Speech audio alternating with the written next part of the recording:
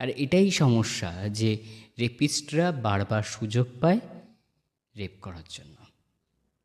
রেপিস্টরা বারবার ভেবে নেয় যে রেপ করলে কি খুব জোর ফাঁসি হয়ে যাবে। যে কোনো পত্রিকা খুললেই ধর্ষণের খবর আছেই আছে, সন্ধেবেলার মুড়ি চানাচুরের মতো হয়ে গেছে।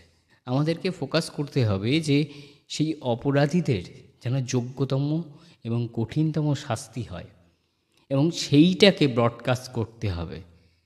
তাহলে যেটা হবে যে মানুষের ভিতরে একটা ভয় তৈরি হবে। আজ বেশ কয়েকদিন ধরে কলকাতায় একটা বিষয় চলছে, সেটা হলো আরজি করের ধর্ষণ এবং তারপর ডাক্তার মেয়েটির নৃশংসভাবে হত্যা। এবং এই বিষয়টাকে কেন্দ্র করে সমস্ত নিউজ চ্যানেলগুলো, সমস্ত ইউটিউবের চ্যানেলগুলো ঘন্টায় ঘন্টায় ভিডিও আপলোড করে যাচ্ছে। কি সেই মেয়েটির কতটা ক্ষতি হয়েছে, কতটা যন্ত্রণা হয়েছে, সেই মেয়েটিকে নিয়ে কোথায় কোথায় আন্দোলন হচ্ছে, এই সমস্ত বিষয় নিয়ে।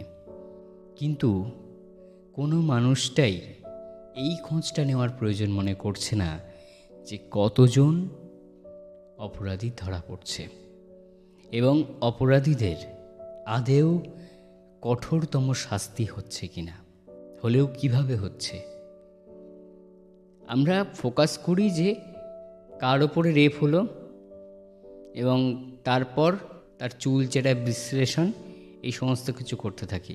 কিন্তু যে অপরাধী, যে রেপ করেছে, যে মানুষটাকে কঠিনভাবে হত্যা করেছে, তার কি শাস্তি হলো, সে আদেও ধরা পড়ল কি না, সেই বিষয়টা নিয়ে আমরা অতটা আগ্রহী হই না। আর এটাই সমস্যা যে রেপিস্টরা বারবার সুযোগ পায় রেপ করার জন্য। রেপিস্টরা বারবার ভেবে নেয় যে রেপ করলে কি খুব জোর ফাঁসি হয়ে যাবে। ঠিক যেরকম দিল্লি, বোম্বে এবং ডেলি নানা রেপ কেস ঘটছে ছোটোখাটো, বা যে কোনো পত্রিকা খুললেই ধর্ষণের খবর আছেই আছে। ওটা একটা ডেলি ওই সন্ধেবেলার মুড়ি চানাচুরের মতো হয়ে গেছে। তো প্রধানমন্ত্রী স্বাধীনতা দিবসের এই যে ভাষণে একটা কথা বলেছেন যে আমাদেরকে ফোকাস করতে হবে যে সেই অপরাধীদের যেন যোগ্যতম এবং কঠিনতম শাস্তি হয়, এবং সেইটাকে ব্রডকাস্ট করতে হবে। তাহলে যেটা হবে যে মানুষের ভিতরে একটা ভয় তৈরি হবে এবং মানুষ দ্বিতীয়বার এই ধরনের অপরাধ করার থেকে পিছিয়ে আসবে। কিন্তু আমরা কি করছি? জায়গায় জায়গায় গিয়ে আন্দোলন।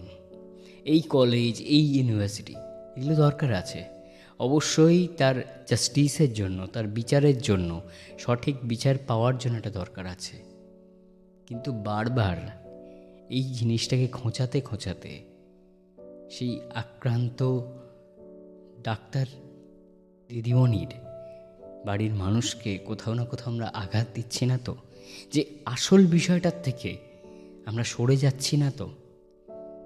এখানে আন্দোলন হচ্ছে, আন্দোলনের ওপরে গিয়ে আবার আক্রমণ হচ্ছে, একদল গিয়ে আক্রমণ করছে, সেটা আবার ব্রডকাস্ট হচ্ছে।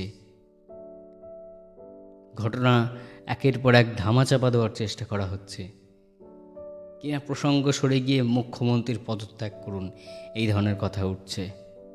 সেসব তো অনেক পরের কথা, সেসব অনেক পরের কথা। রাজনৈতিক বিষয় এখানে আসছে কেন?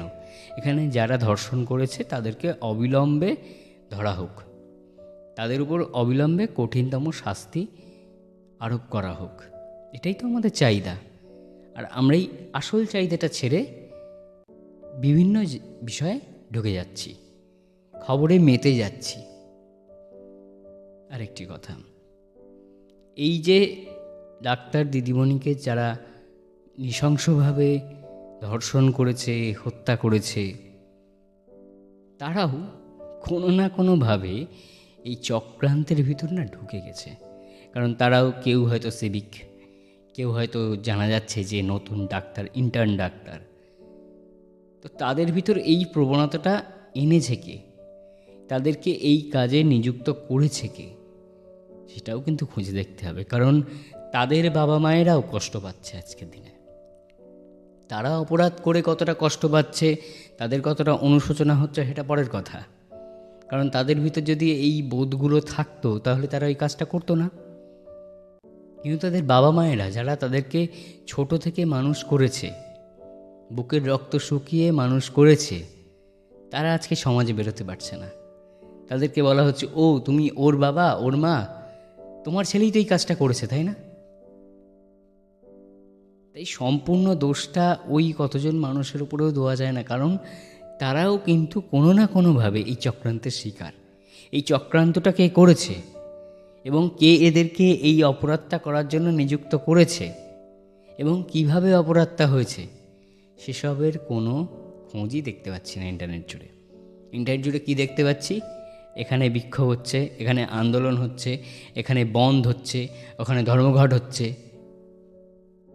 এসব আসল বিষয় থেকে মানুষ সরে যাচ্ছে। কি মিডিয়া গরম থাকবে কিছুদিন, মিডিয়া চলবে কিছুদিন, যে হ্যাঁ একটা বিষয় পেয়েছি, চলো রমরমে একটা বিষয় পেয়েছি, তার আসল জাস্টিস সেটা হচ্ছে না। যাই হোক, আজকের মতো এই বিষয়টা নিয়ে এইটুকুই কথা বলার ছিল।